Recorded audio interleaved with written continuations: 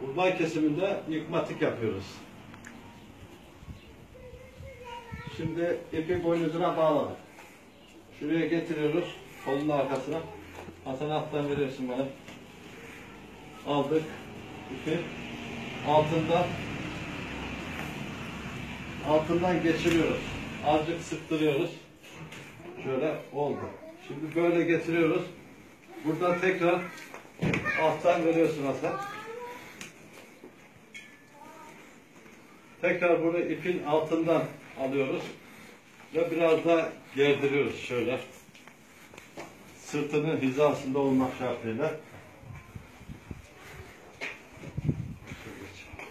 Bundan sonra bunu yavaş yine çekiyoruz.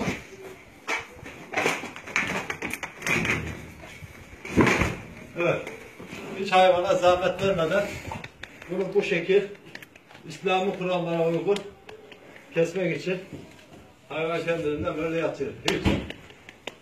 Bismillah, Allahu Ekber, Allahu Ekber, La ilahe illallah, Allahu Ekber, Allahu Ekber ve lillahil hamd.